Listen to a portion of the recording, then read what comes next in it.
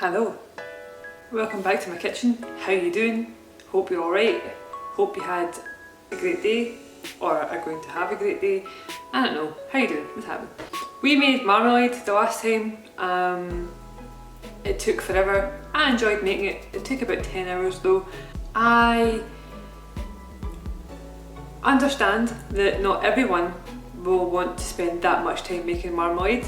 I understand that marmalade is an acquired taste.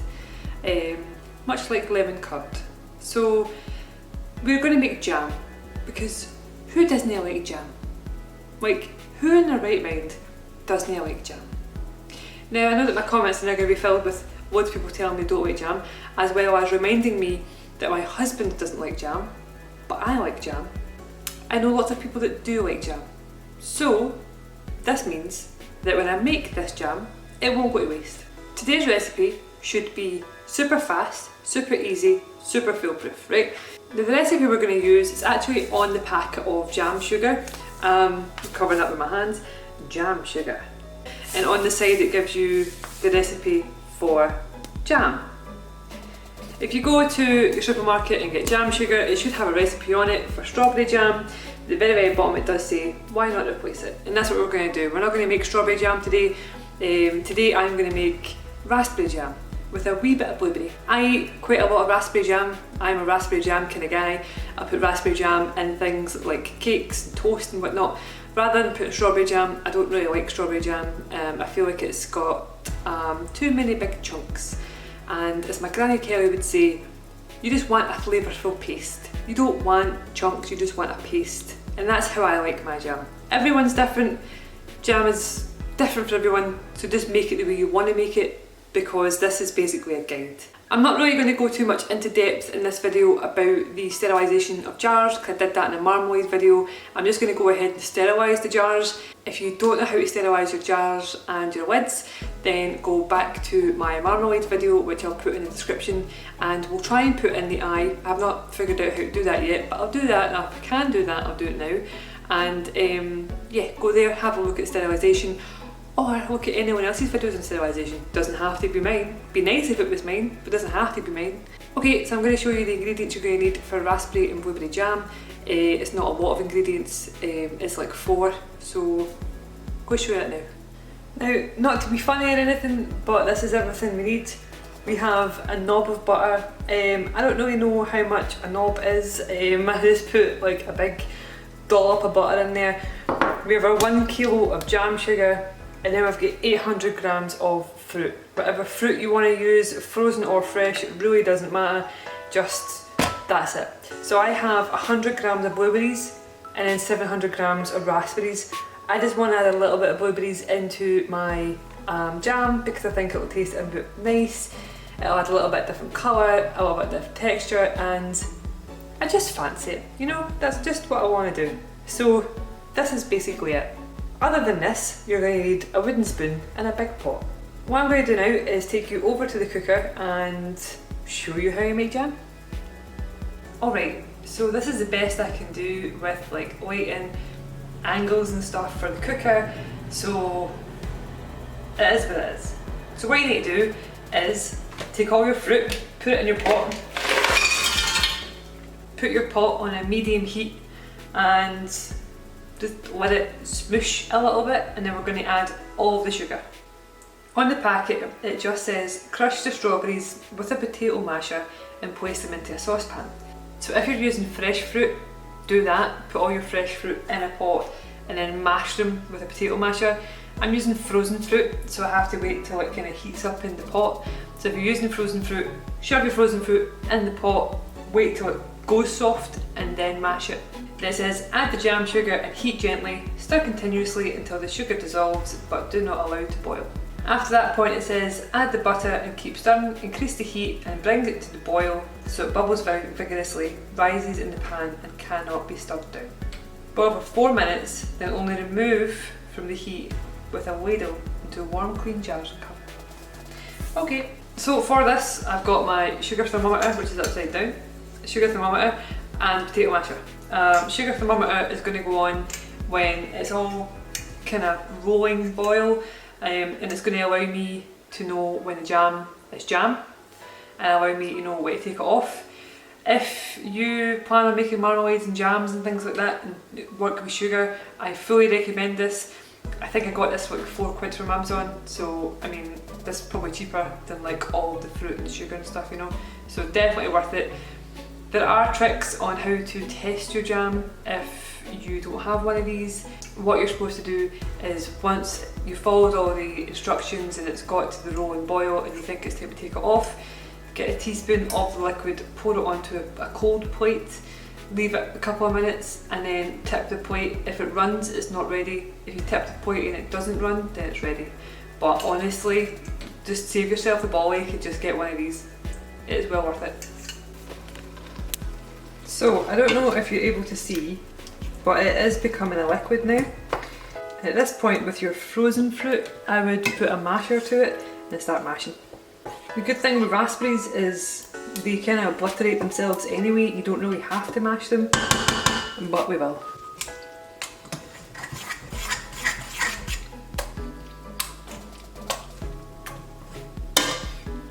I would say that that is liquid enough to add our sugar. I'm going to open it over because some will fall out.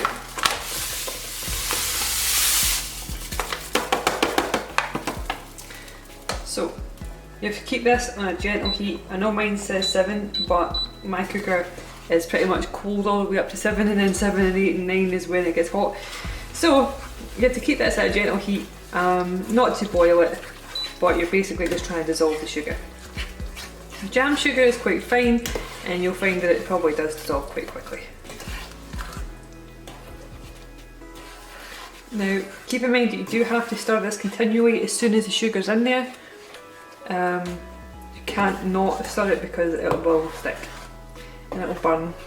So just constantly make sure you're stirring and scraping the sides to ensure there's no sugar. Get yourself a wee rubber spatula if you want, just to get all the sugar granules off the side. It's not that important, but if you're a freak like me and you want all the sugar off the side, then rubber spatula is the way to go.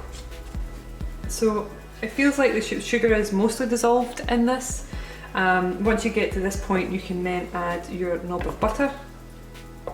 If you want to keep this vegan, then you can add vegan butter.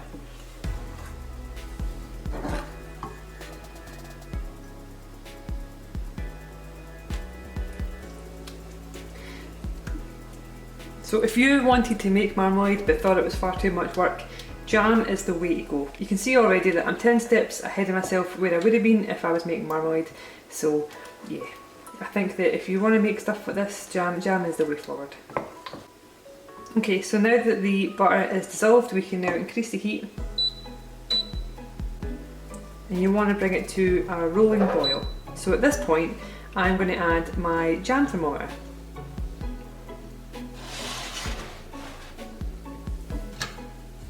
Now obviously it does have a wee clip at the back, so it's quite good at being able to clip right onto your pot.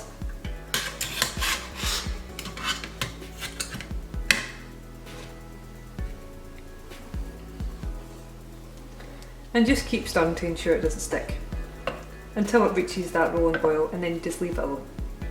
At this stage I am going to start sterilising my jars, so if you hear the roaring fans of my oven, that is why.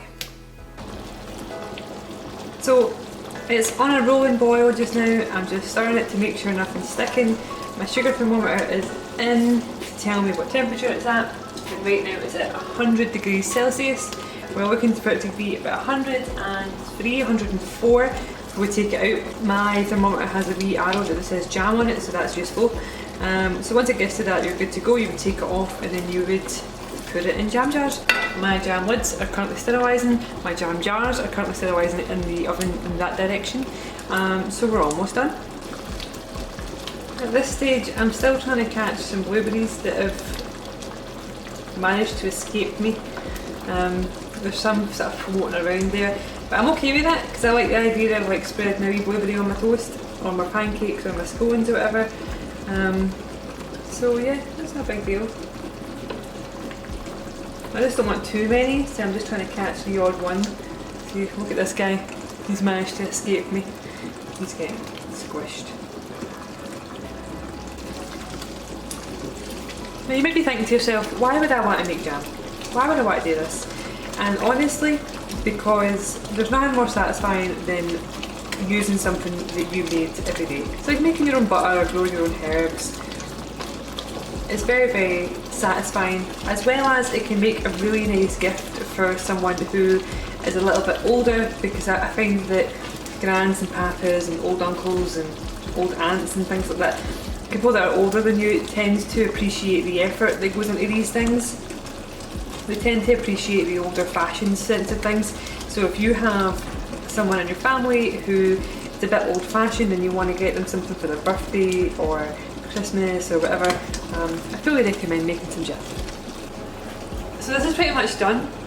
Once the jars are sterilised, I'm going to go over to the other counter over there and just show you me filling the jars up and potting the jam. Really, that's pretty much it. So I'll see you over there in like a couple of seconds. Do you want me to do it? I am strong. Right, mind yourself because it's burny. I know, I can feel the heat coming off them. Right, all I need you to do is the usual, you hold this on here. Why is this wet? Because I was using it. That's the wrong one, that's fucking yes. Okay. Right, okay. So hold the thing and I'll pour the thing. Oh, I don't like that. You don't like the jar's sizzling hot? Nah, because it could explode. The jar's not going to explode, we've been through this. It might. It's not going to. It fucking might. It's not going to. Right, let's move on. Right, you need to move. That jar, the one that's boiling. Yeah. Okay, that's dangerous, man. It's not dangerous, it's sterilisation. It means that there's no germs, there's no bad things, it's all good. What if it blows up? It's not going to blow up. Something changing temperature fucking does that. This is boiling hot fucking jam in a boiling hot fucking jar. It is The fine. jar is clearly hotter than the jam. Right, well, just shut up. Everything's fine. We did this with marmalade. I know, but it didn't sizzle like fucking this. It did. Bumped my horn. Right, you're putting cloth in my jam. Oh, for fuck's sake. This is why you need to get me those gloves with the fingers. And remember, it's very important to sterilise your jars, because if you don't, you're going to make people sick when they eat your jam. I think this might be the last of it now. What, really? I think we might have sterilised too many jars.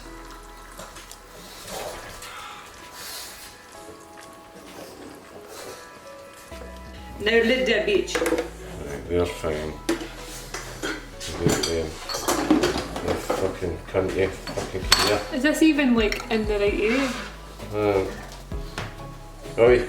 I wanted to see if I was filming correctly, but I am. That one. You are a good helper, my friend. Thank you.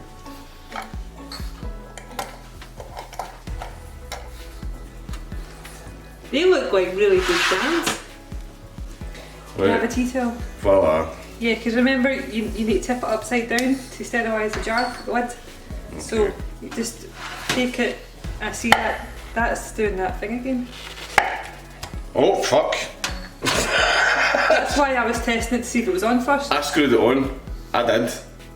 Right, okay, well, before you do that, ensure to pick it up and turn the lid to make sure it's very tight. Okay. This one is tight, so I can put it upside down and then put it back again, and then that sterilises the lid. I did it right. I don't know what the fuck happened. Well, try a different lid, because this one's also the same. The lid's not tightening on this one. That's fucking hot. Yes. So, take it, make sure the lid is tight, and then Right, that's tight. tip upside down. And tip it. Yeah. Done it. That's fucking hot. And it's fucked. Right, so But I'm trying my best. as long as it's done, so check that one, because that lid will not go on. Really? Yeah. Right, hold on. What a mess. I'm spreading jam everywhere. What a mess she made. I did it right. I don't know what the fuck happened. That's fucking roasting hot. Easy tea towel. The one I'm currently using, okay. Yes. Yeah, it's doing that thing. I'll try that one then.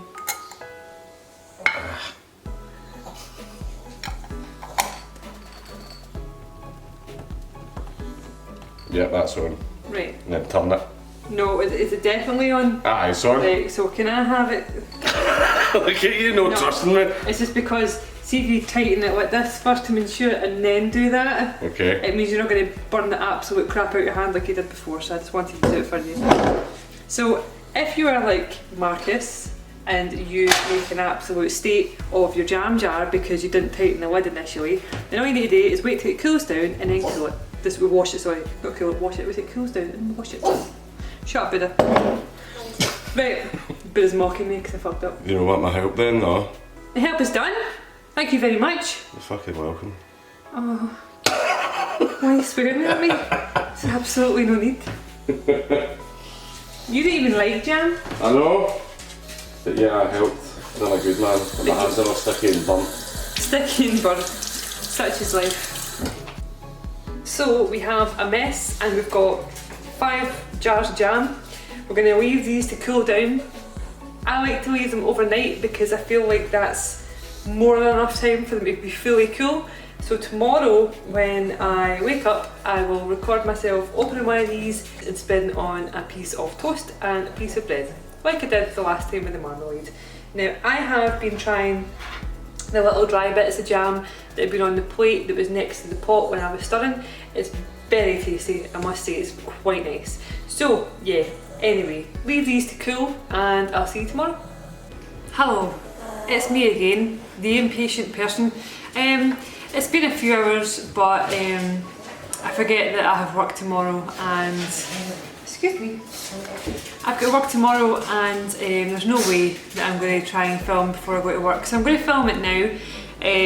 We're going to see what this jam is like. Now I can hold this now. It's a comfortable warm to hold. It's not roasting hot or anything. It's just nice and warm. This is the jar that's absolutely covered in jam because Marcus tipped it when it was open for some reason. So we're going to spread it on this. I'm sitting at my breakfast bar because this is the only way that I can actually get some sort of light on the go that isn't like half shadow, whatever, but anyway. Let's do this. So, my dogs think that I'm eating my dinner, that's why they're walking around about me crying. So even though it's really warm, it's not running anymore. It's starting to solidify, but keep in mind, this is still a little bit warm, so it will still be a little bit softer than what you would expect jam to be. So that's my jam. And I've just put some on this bit of toast here. Now obviously that's quite a lot of jam. I would usually put that much jam on a bit of toast. But you can see that it spreads quite well. It just spreads like jam. It's just like normal jam.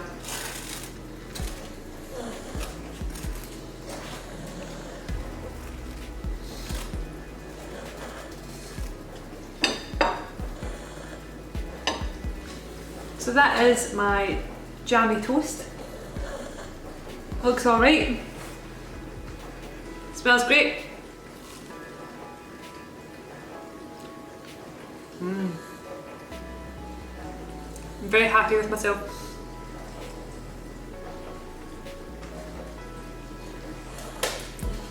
This tastes like raspberry jam. Tastes great. So,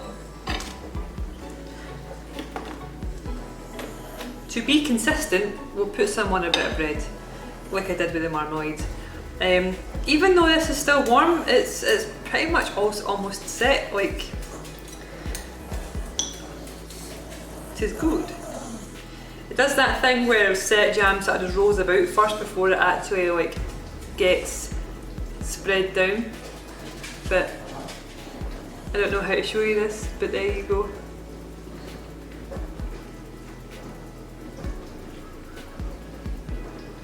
Spreading this is so strange in this direction.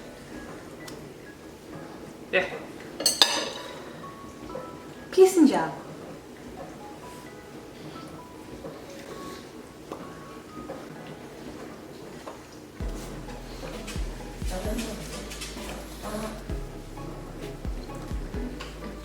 It is very good. So thank you very much for coming to watch me make jam. I actually had so much fun making it. It was so easy, it was so quick, it tastes great, and I eat a lot of jam, which is probably something you're not supposed to do, but I eat like a child in the sense that I eat very small things but very often. So a lot of the time when I'm stressed or I'm sad or I'm in a rush or something, I'll basically do what I just did there, where I get a piece and I fold it and I just munch. I don't really know what else to say. I mean, would I change anything going forward? Probably not. Maybe put a little bit of honey in there, maybe put more blueberries, but it tastes really good. So yeah, going forward I'll probably experiment with different kinds of jams, different kind of fruits. But the next thing I'm probably going to make is a chutney. I do like a good caramelised onion chutney, so that could be on the card next. If you liked this video, please consider liking and subscribing. It means the world to me. If you don't, that's alright as well, because you're your own person and you make your own decisions, and I'm proud of you. I don't know when these videos are going to go out, so I think I have new merch. I should have new merch by now. I'm making Buddha and Bronson merch. It's very kawaii, it's very cute, and yeah, so go check that out. If you're not into that, I also have death metal merch, kind of death metal style merch. As always, the ingredients in the recipe are in the subject or the description below, and yeah, I'll see you later on. Bye!